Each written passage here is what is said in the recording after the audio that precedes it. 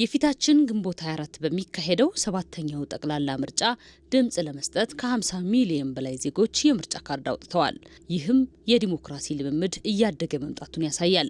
ለመሆኑ ምርጫ የኢትዮጵያን የነገ ዕጣ ፈንታ በመወሰን ረገድ የአካል ጉዳተኞች ተሳትፎ ምን ይመስላል? የምርጫ ካርድ ከያዙ በኋላ በአግባቡ እንዴት መጠቀም አለባቸው? እንዲሁም መከናወን ያለባቸው ቅድመ ሁኔታዎች ምንድን ናቸው? ብለን ከሴት አካል ጉዳተኛ ማህበራት አመራሮችና በግል እየተወዳደሩ ካሉ አካል ጉዳተኛ ሴቶች ጋር ቆይታ አድርገናል። እንግዲህ አካል ጉዳተኛ ስንል በኢትዮጵያ ውስጥ በአሁኑ ጊዜ ከ20 ሚሊዮን በላይ የሚገመት አካል ጉዳተኛ መኖሩን ግምቶች ያስቀምጣሉ። እርግጥ ከረጅም ዓመት በፊት የተደረገ ጥናት እንደሚያሳየው 17.6% አካል ጉዳተኛ ነው የሚል WHO ያስቀመጠው ሪፖርት አለ። በአሁኑ ጊዜ እንግዲህ ካለው ከዚህ ቁጥር ግማሹ ሴቶች እንደሆኑ ይገመታል እና አካል ጉዳተኛ ሴቶች እንግዲህ ካርድ ከወሰዱ በኋላ አሁን የተሰጠኝ ጥያቄ ካርድ ከወሰዱ በኋላ እንዴት ምን ሁኔታዎችን ሊሟላላቸው ይገባል ወይስ ምን ሊደረግ ይገባል የሚለውን ስናይ አካል ጉዳተኛ ሴቶች እንግዲህ የመጀመሪያው ካርድ ከወሰዱ በኋላ ካርዳቸውን ለማን እንደሚሰጡ ማወቅ አለባቸው።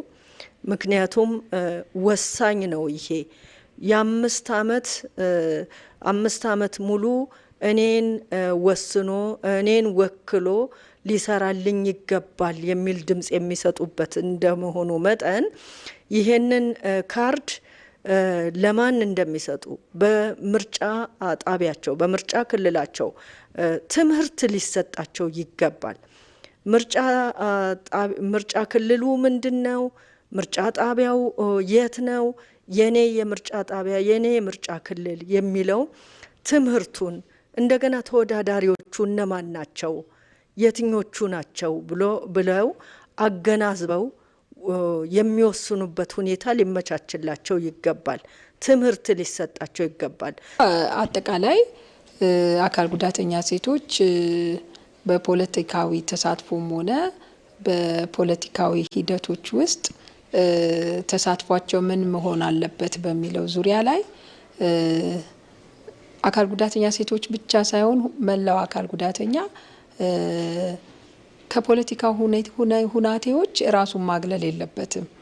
ምክንያቱም ለሁሉን ነገር አይመለከተኝም ወይ ደግሞ እዚህ ጋር አይገባኝም ብሎ ማሰብ ትክክል አይደለም። ይሄ ደግሞ የኛን ህይወት የሚቃኝ ጉዳይ ስለሆነ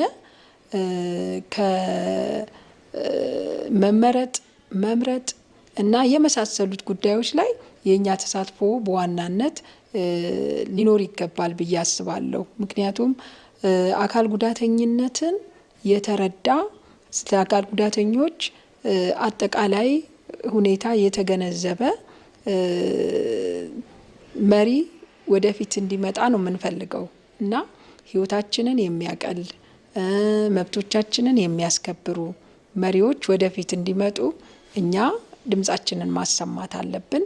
ባገኘነው በተቀበልነው ካርድ ይገባናል ይሄ ነው ለኛ የሚሆነው ብለን የምናስበውን መምረጥ አለብን ማለት ነው። ብዙ ጊዜ ፖለቲካን በሩቁ የሚባለው አስተሳሰብ ከአካል ጉዳተኞች መንደር መራቅ መቻል አለበት። እያንዳንዱን የፖለቲካ ክዋኔ ሂደቱን ሁሉ በንቃት መከታተልና በማንኛውም የተሳትፎ ሂደት ውስጥ እኛም ገብተን የድርሻችንን መወጣት አለብን እንጂ ሌሎች የኛን ጉዳይ ይሰሩታል ብሎ መጠበቅ ትክክል አይደለም። እኛ ስንመርጥ ተሳታፊ ስንሆን ነው ለውጦች የሚመጡትና ይሄንን ነገር ምን ጊዜም ቢሆን ልንገነዘበው ይገባል ብዬ ነው የማስበው። አመሰግናለሁ።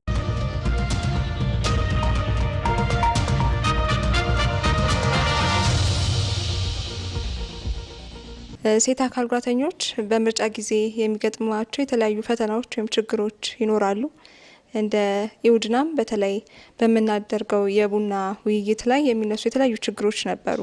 እንደየጉዳታችን አይነት ይለያያል። ለምሳሌ መስማት የተሳናቸው ቅድም እንደጠቀስኩት ቅድሚያ የማግኘት ትልቅ ችግር ነበረባቸው ከዚህ በፊት።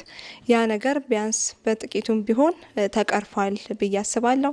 ከዛ ባለፈ ግን ምንድነው የምርጫ ህጋችንም እንደሚለው ወይም ደግሞ አሁን የምንተዳደርበት የምርጫ ህጋችን መስማት የተሳናቸውን በፍጹም አንተን ወደ ቦክሷ ወይም ደግሞ ድምጽ ወደ መስጫ ሳጥኗ ሰው ይዘው እንዲገባ አይፈቅድም።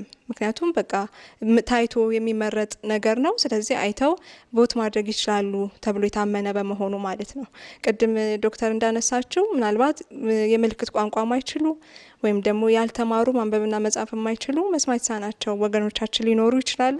ስለዚህ እነሱን ታሳቢ ያደረገ የተወሰነ ማሻሻያ ያስፈልገዋል ብዬ አስባለሁ።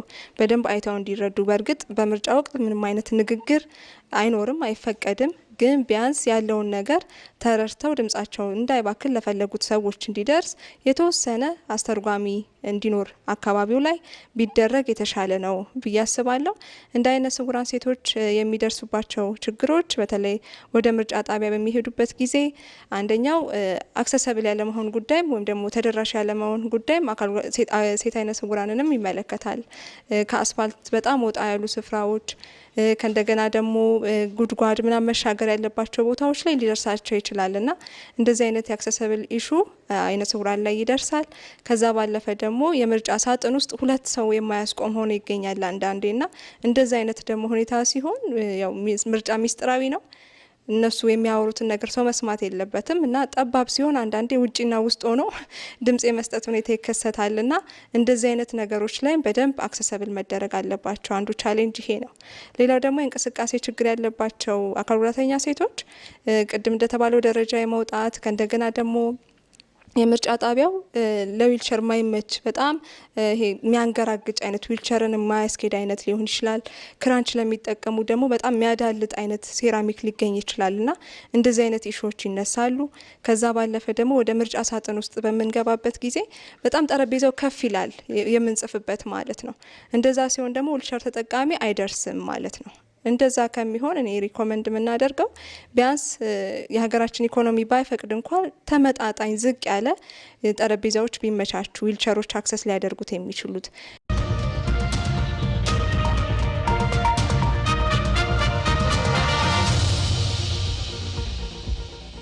የሰባተኛው ጠቅላላ ምርጫ በታሪኩ ለመጀመሪያ ጊዜ የዲጂታል ቴክኖሎጂን በስፋት በማስፋፋት በምርጫ ሂደቱ ላይ አዲስ ምዕራፍ የከፈተ ነው። የዲጂታል ትግበራ የነበረውን አጠራጣሪና አሰልች አሰራር የቀረ ክስተትም ሆኗል። የዲጂታል ቴክኖሎጂ በስፋት ጥቅም ላይ የዋለ ነው። የፖለቲካ ፓርቲዎች እጩዎች በዲጂታል መንገድ እንዲመዘገቡ ተደርጓል።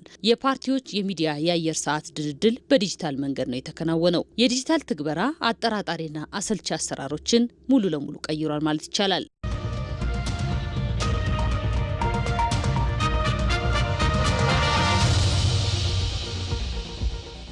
በሰባተኛው ጠቅላላ ምርጫ በንቃት በመሳተፍ ለነገ የተሻለ ሀገር ግንባታ ይበጃል ይላሉ አካል ጉዳተኛ ሴቶች።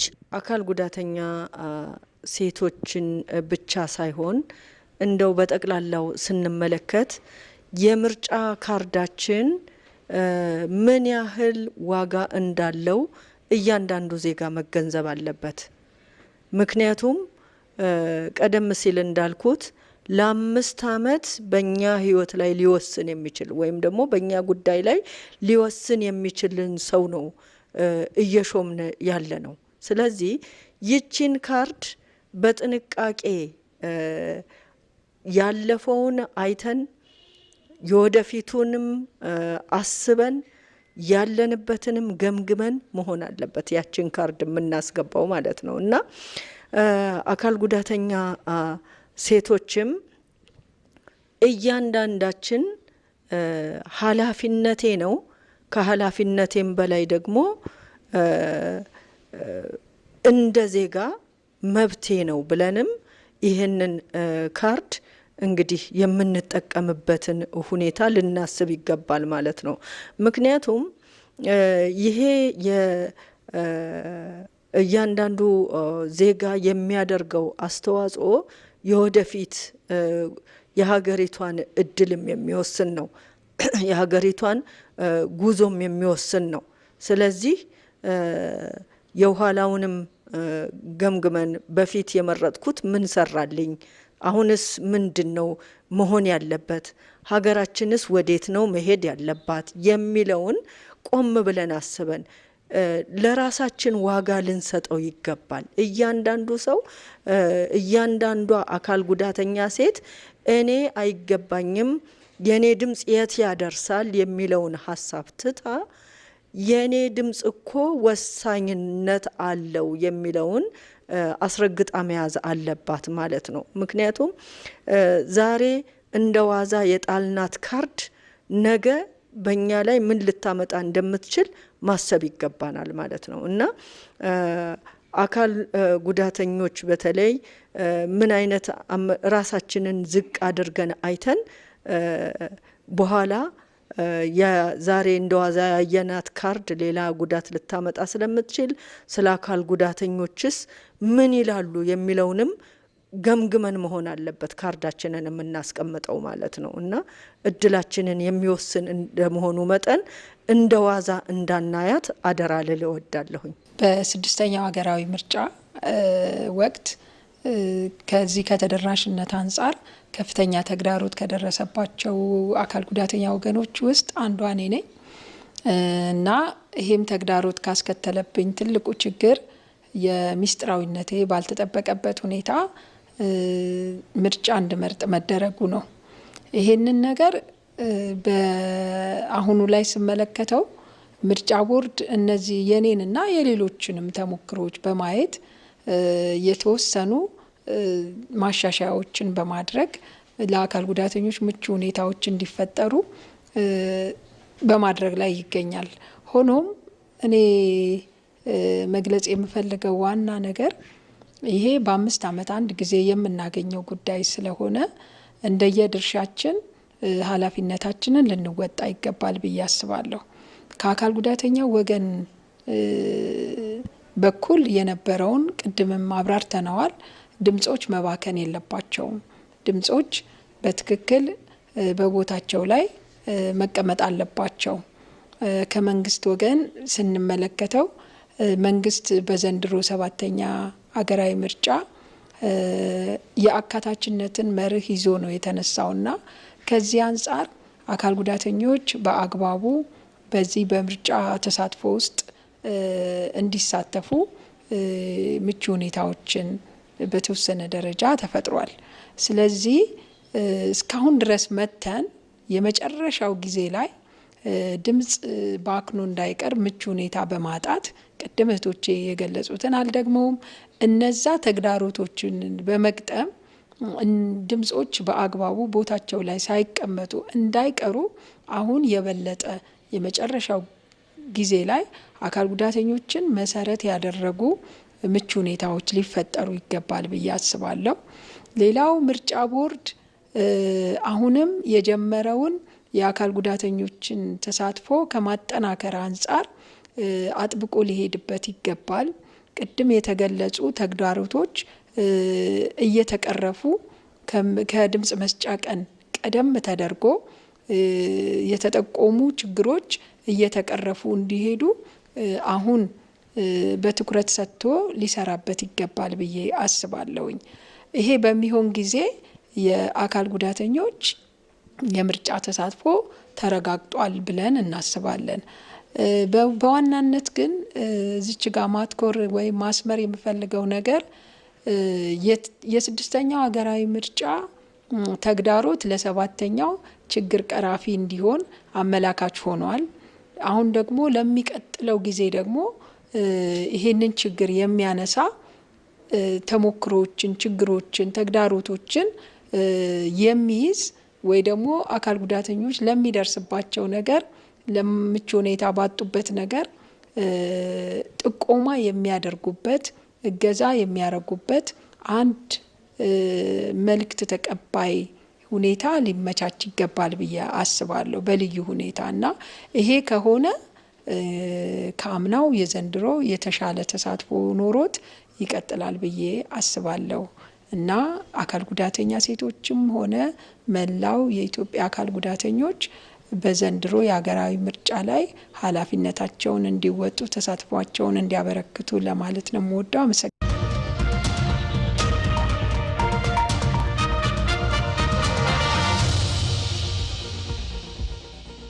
በተለይ ከ6ኛው የሀገራዊ ምርጫ በተሻለ ሁኔታ በ7ኛው የሀገራዊ ምርጫ ቦርድ ካደረጋቸው የተሻሉ ነገሮች ብለን የምናነሳው እኛ ምልክት መደረጉ የምርጫ ካርድ ላይ አካል ጉዳተኞች በሚወስዱበት ጊዜ አካል ጉዳተኛ መሆናቸውን የሚለይ ምልክት ይደረጋል በከለር ማለት ነውና ይሄ አካል ጉዳተኛ ሴቶችም ሆኑ ሌሎች አካል ጉዳተኞች ወደ ምርጫ ጣቢያ ሲሄዱ ያለምንም ቅድመ ሁኔታ ቅድሚያ አግኝተው ድምጻቸውን ሰጥተው እንዲመለሱ የሚያደርግ አስቻይ ሁኔታ ነውና ይሄንን በማድረግ መጀመር ፈልጋለሁ። ስለዚህ አካል ጉዳተኛ ሴቶች አሁን በእርግጥ የምርጫ ካርድ የመውሰጃ ጊዜው ቢያልፍም በወሰዱ ጊዜ በእኛ ማህበር ስናደርግ የነበረው በተከታታይ ስልጠናዎች በተለይ በኮፊ ሴሽናችን ላይ ምልክት እንዲያስደርጉበት፣ ምክንያቱም በምርጫ ጊዜ ቅድሚያ እንዲሰጣቸው አንዳንዴ በእይታ ማያስታውቁ የአካል ጉዳተኝነት አይነቶች አሉ። ለምሳሌ መስማት የተሳናቸው በእይታ አይታወቅምና እነሱ በጣም ሲቸገሩበት የነበረ ጉዳይ ነው ቅድሚያ የማግኘት ጉዳይ ላይ። ስለዚህ በዚህ አማካኝነት የአብዛኞቹ ተቀርፏል ብለን እናምናለን።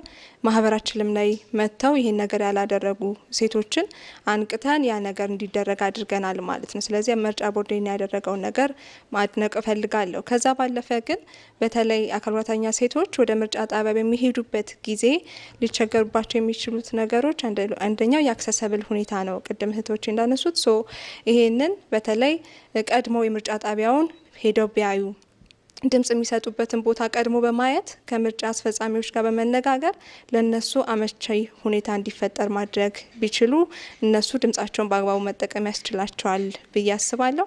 እንደኛ ኮፊ ሴሽን በተለይ ውይይታችን ላይ ሲነሱ የነበሩት ነገሮች የምርጫ ጣቢያዎች ላይ የሚደርስባቸው ተግዳሮቶች፣ ለዊልቸር አመቺ ያልሆኑ ከእንደገና ደግሞ ሁለት ሰዎች ማስቆም የማይችሉ ምክንያቱም አይነ ስውራን አጋዥ ይዘው ነው የሚገቡት። ሁለት ሰዎች ማስቆም የማይችሉ ቦታዎች እንደነበሩ በተለይ ቦክሷ ውስጥ አመች ያሉ ነገሮች እንዳሉ ይጠቀሳል። ያንን ነገር ግን መቅረፍ የሚቻለው ቀድሞ በመሄድ ከምርጫ አስፈጻሚዎች ጋር ኮሚኒኬት በማድረግ ይህንን ሶልቭ ማድረግ ይኖርባቸዋል ማለት ነው። ስለዚህ እነዚህን ቅድመ ጥንቃቄዎች ከአካል ጉዳተኞች ሴቶችም የሚጠበቁ ናቸው ማለት ነው። በዚህም መሰረት ምርጫቸውን ካርዱን ከወሰዱ በኋላ ለቀጣይ 5 ዓመታት እነሱን በሚመለከት የሚወጡ ፖሊሲዎችን እነሱን ላይ ተጽዕኖ ሊያሳድሩ የሚችሉ ስትራቴጂዎችን የሚያወጣ መንግስት ነውና ወደ ስልጣን የሚመጣው የወሰዱትን ካርድ ሳያባክኑ ወደ ምርጫ ጣቢያ ሄደው ያላቸውን አመቺ ሁኔታ ያንንም ደግሞ ካልተፈጠረ ከምርጫ ቦርድ ሰዎች ጋር ግንኙነት በመፍጠር ድምጻቸውን እንዳያባክኑ ማድረግ ያስፈልጋል ማለት ነው።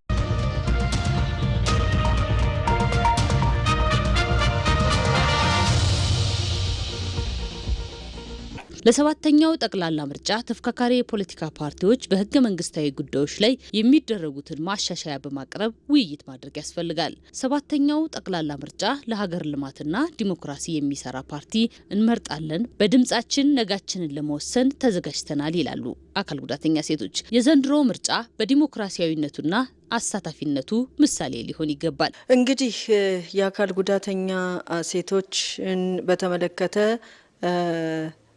ትምህርቱ ከተሰጠ ትክክለኛ ካርዳቸውን ሳያባክኑ መጠቀም ከቻሉ እኔ ተስፋ የማደርገው ምንድነው አካል ጉዳተኛ ሴቶች ወደፊት መጥተው በተወካዮች ምክር ቤትም ይሁን በክልል ምክር ቤቶች አካል ጉዳተኛ ሴቶች ቦታ አግኝተው ስለ ራሳቸው የሚጮሁበት ሁኔታ እንዲፈጠር ተስፋ አደርጋለሁኝ።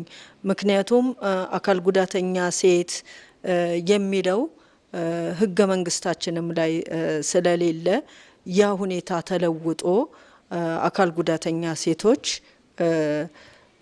ስለ ራሳቸው ተናግረው ሁኔታዎች እንዲለወጡ የሚያደርጉበት እድል ይመቻቻል የሚል ተስፋ አደርጋለሁ።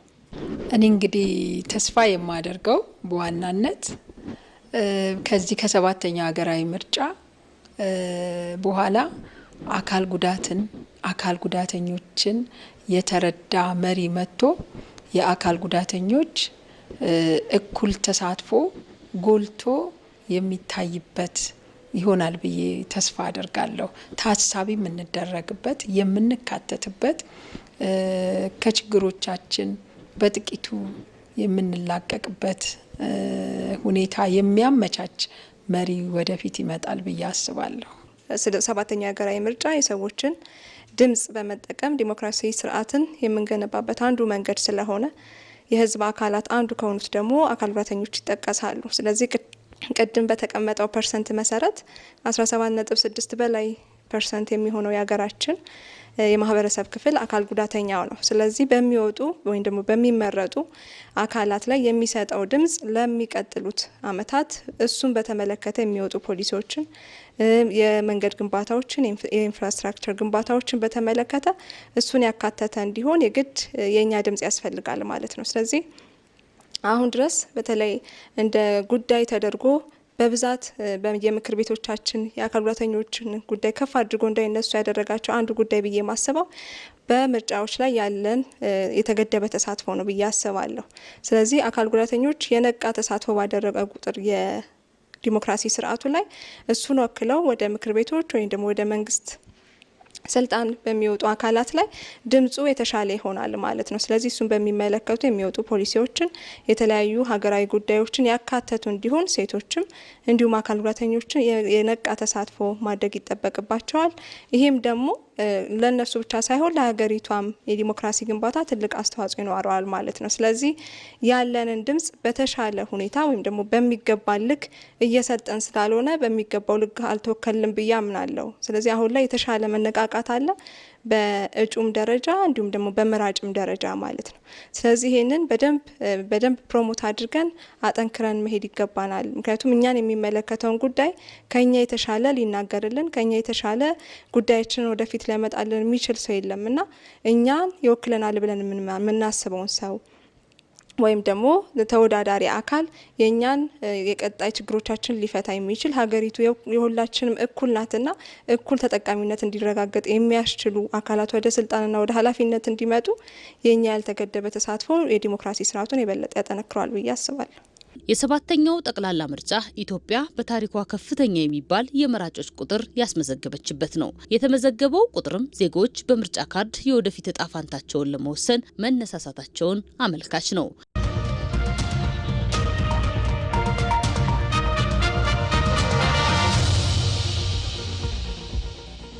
ከፍተኛ የመራጮች ቁጥር የተመዘገበበት ነው። ከ50 ሚሊዮን በላይ መራጮች ተመዝግበዋል። በዲጂታል አማራጭ ደግሞ ከ5 ሚሊዮን በላይ ዜጎች ተመዝግበዋል። ዜጎች በምርጫ ካርድ የወደፊት እጣ ፋንታቸውን ለመወሰን መነሳሳታቸውን አመላካች ነው።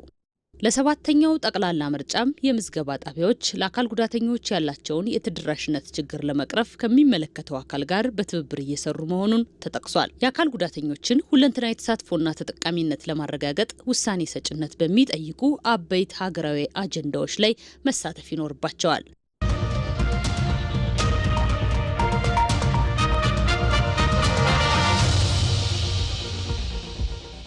የኢትዮጵያ ብሔራዊ ምርጫ ቦርድ ባወጣው ይፋዊ መርሃ ግብር ሰባተኛው ጠቅላላ ምርጫ ግንቦት 24 ቀን 2018 ዓ.ም ይከናወናል።